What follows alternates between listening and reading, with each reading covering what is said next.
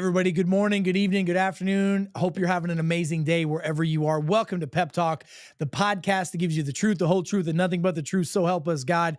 We take all these interesting and sometimes complex health and wellness and medical conversations, break them down really simply, and give you digestible, usable action steps that you can start taking today to improve your health, to improve your family's health, and ultimately the health of your community. I'm your host, Dr. Eric Naputi. 20 years I've been practicing physician, and I'm excited to help you today go down this interesting journey on a conversational piece that I literally talk to people about every day. Listen, I love peptides. I love peptides. I've been using peptides personally for 20 years. I've been using in my practice now for, again, over 20 years. I think they're amazing. Peptides have their place, they have their role, and they really do great work, especially in individuals who are over the age of 30 years old. Because once we get over that age, our body's ability to signal our cells to break down proteins, to absorb and metabolize amino acids and convert them into peptides goes down drastically. Some studies show by up to 90% reduction of those abilities of the body to do that. And we're now seeing a massive rise in, well, the utilization of medications now for weight loss. And primarily, I'm talking about Ozempic. Ozempic, which is semaglutide, at least the origins of Ozempic with semaglutide, has gained immense popularity globally for managing type 2 diabetes and supporting weight loss. And look, I agree. We have a major problem. 75% of the US population is obese, and 60 to 70% of the global population is obese, and we're increasing that. I will tell you that there needs to be something done. I agree. But there is no magic pill, potion, lotion, shot, or etc. And we're seeing that with the rise and fall of medications like Ozempic. I'm sure many of you are seeing the multi-billion-dollar class action lawsuits that are coming out now. And I want to share with you some insights, give you some action steps on things you can do to help with GLP-1 agonists. And if you are going to take semaglutide, which I'm a fan of, I think trizepatide is amazing. I think semaglutide is really great by itself. I've even seen people using low dose levels, microdose levels of Ozempic and even Wegovy get results. The problem is the mega dosing and the long-term side effects. Look, let's talk about the GLP-1 agonists. I want you to know what they are and what they do. So these GLP-1 agonists, semaglutide is one of them. It works and it mimics the action of natural hormone glucagon-like peptide 1 in the body, which stimulates insulin production and helps the body regulate blood sugar. So it's all about blood sugar regulation and insulin regulation. Look, you've heard me say this before. Insulin resistance is one of the epidemics that is killing men, women, and children globally right now. Insulin resistance leads to diabetes, leads to heart disease, leads to stroke, leads to cancers, leads to autoimmune issues, leads to chronic disease, chronic suffering, and chronic pain. The list goes on and on and on. Also, these GLP-1 agonists, these receptor agonists, are helping people with weight loss. There's some problems with it because they're also slowing down gastric emptying, and this is leading to other long-term health problems. But people are losing weight from these, so they've got some major, how do I say this, social credibility right now. But just like many things, like mini thins and other weight loss products that were in the past, there's a rise before there's a fall, and there's a fall happening right now.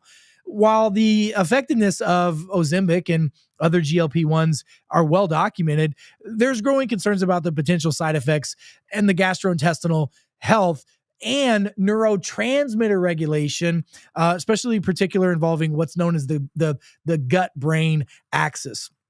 I want you to understand that given that information, there's a pivotal role that the gut microbiome plays in semaglutide, Ozempic medications, and overall health of the body, including, by the way, metabolism, immune function, mental well-being, all regulated by the gut, which, by the way, we're going to explore now some of the complications and, let's just say, possible side effects of this delicate system that Ozempic seems to be causing.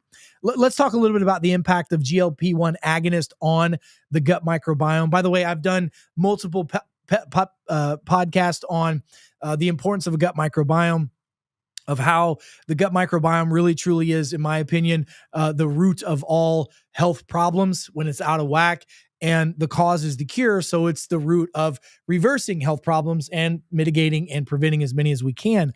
Even Hippocrates, the father of medicine, said all disease begins in the gut. He was right then, and we're right today.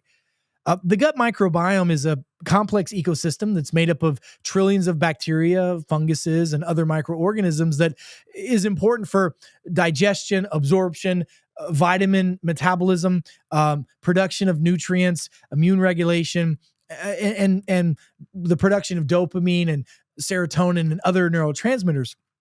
But it also regulates the brain-gut axis.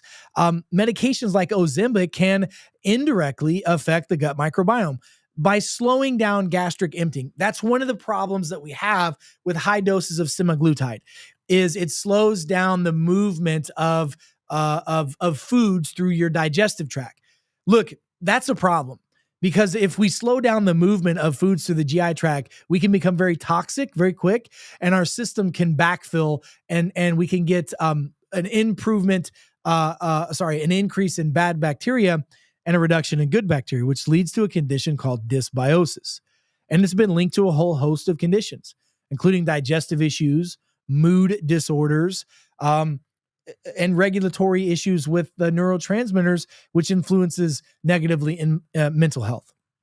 Slow digestion that's caused by some of these GLP-1s, these GLP-1 agonists like Ozempic, can also affect the gut environment by reducing the diversity of the gut bacteria. The more diverse the gut bacteria is, the healthier an individual is, according to all the studies. Medications like Ozempic slow down digestion and can cause an imbalance of the bacteria in the system. By the way, neurotransmitter disruption happens with that, and the gut is known as the second brain. And so when the gut is out of balance due to these factors, not only do we get digestive sensitivities, but our digestive organs start to backfire. You're seeing now liver problems and pancreatic issues that are happening with folks that have been on Ozempic for a while, and other GLP-1 agonists from a high dose drug standpoint. We're also seeing mood disorders like depression and anxiety and cognitive impairment happen with individuals who are on these medications long term. Given that medications like Ozempic may, cause changes in the gut microbiome, there's legitimate concern of potential disruption of dopamine and serotonin. Serotonin makes us happy and makes us feel fulfilled. Dopamine helps us keep focused and balanced. Well, we're seeing a pretty big increase in ADD, ADHD, focus, concentration issues, auditory and sensory processing disorders. We're also seeing a reduction of happiness and reduction of serotonin globally, and we're seeing it in individuals who are taking these medications. So preventing dysbiosis, if you're going to take Ozempic, you better be studying and understanding how your GI tract works, because I don't just want you to take a drug that makes you not hungry. I want to change the lifestyle. Okay. So what we do, because we prescribe semaglutide, we prescribe trizepatide, we prescribe certain types of custom peptides orally and injectably for our patients. And we also prescribe, in addition to that, certain other nutraceuticals and lifestyles that offset some of those drugs that people are taking. So here are some of the things that you should be doing if you're taking Ozempic or any type of semaglutide that's on the market today. Number one, you better have a good probiotic supplement. Okay. You need to have a formula that's going to get the right bacteria in your GI tract. I use a formula called the Master Microbiotics. We have that formula. We distribute it all across the globe. That is a spore-based formula that has a patented delivery system that allows the bacteria to get past the stomach into the small intestine so that our body can actually culture and populate the right types of bifidobacterium, lactobacillus, and other strains of fungi and microorganisms that are necessary to keep our GI tract in balance. We put in that formula the most common bacteria that are normally in the blue zones. The blue zones are regions of the world where people live longer, live healthier, live happier lives, and they have those in their system. I personally recommend for my patients who are taking any type of semaglutide, 2 of the Master Microbiotics at bedtime. I also recommend that we do a DNA discovery test on them. Why? Because I want to know what they should be eating, what they should be avoiding, how they should be sleeping, how they should live their life, because your lifestyle cannot be out supplemented by supplements or probiotics. You need to have the proper lifestyle for you. Some of you are spending hundreds, if not thousands of dollars on drugs and supplements every month. And the reality of it is if you learned how to live your lifestyle individually for you and you put that into play, it can really make a huge difference. Digestive enzymes. Since GLP-1 agonist like Ozempic slows down digestion, the production of hundreds of enzymes are going to be reduced in the body. So I recommend that you take a plant-based multi-enzyme that has amylase, lipase, and protease in it at a minimum with each of the times that you have your meals. And most people that are on semaglutide or Ozempic or tirzepatide are really only going to be eating 1 or 2 meals a day. So you need to make sure that your meals are filled with the nutrients and foods that you're supposed to be having. So the digestive enzyme is epically important for that. We need to also make sure that we're getting prebiotic fiber. And because most folks' metabolism is hindered a little bit because of Ozempic and because they're just not as hungry, we've got to focus on the foods that we're eating are the most nutritionally dense for our DNA profile. You eat the foods that are most efficient for your genetic profile. Prebiotic fiber, which is non-digestible fiber, which primarily comes from plants, but here's where you can get it from. Chicory root, garlic, onions, all these other kinds of foods that are out there that help with, vegetables. Vegetable fiber is a good prebiotic. Also, having the right type of multi-methylated B vitamins, having a methylcobalamin, which is a methylated form of B12, and a L-methyl folic acid or L-methylfolate, a digestible form of folic acid is, I can't tell you the importance of that to help with this problem. If you're taking Ozempic, you better have methylated B vitamins. Also, magnesium glycinate or a chelated form of magnesium is very important as well.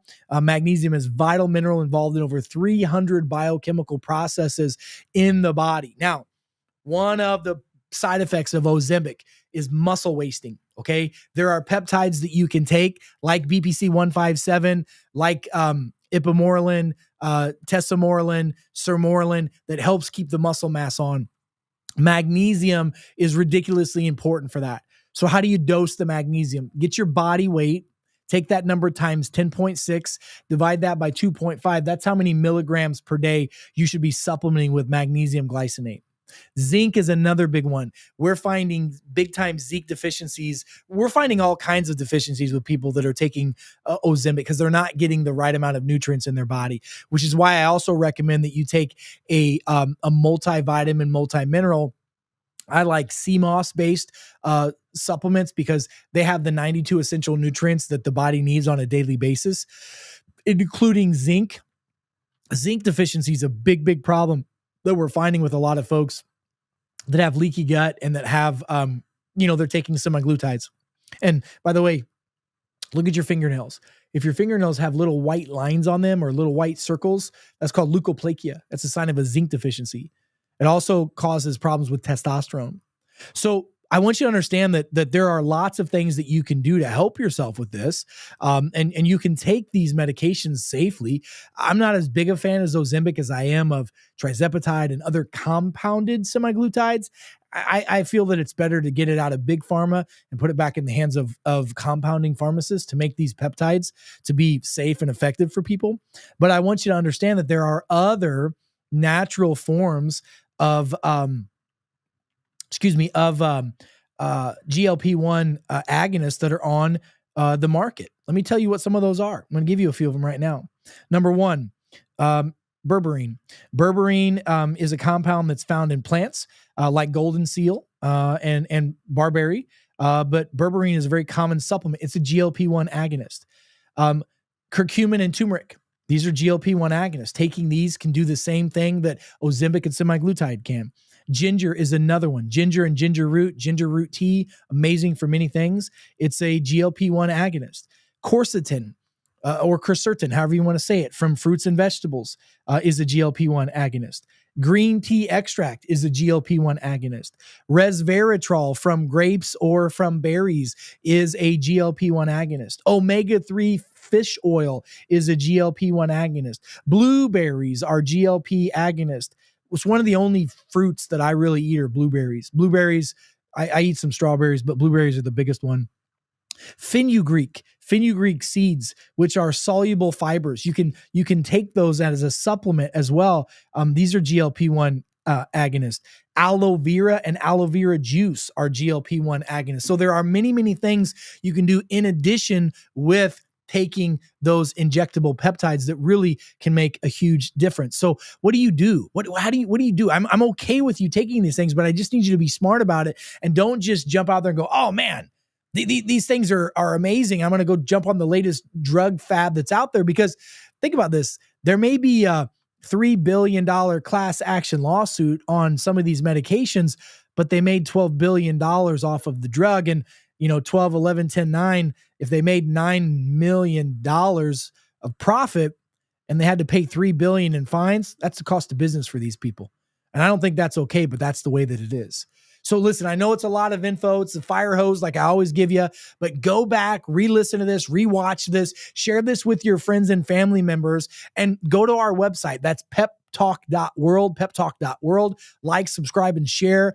Make sure that you understand that the truth will set you free. Knowledge is power, but wisdom is taking that knowledge and applying it to your life. So folks, until we meet again, I'm Dr. Eric Naputi.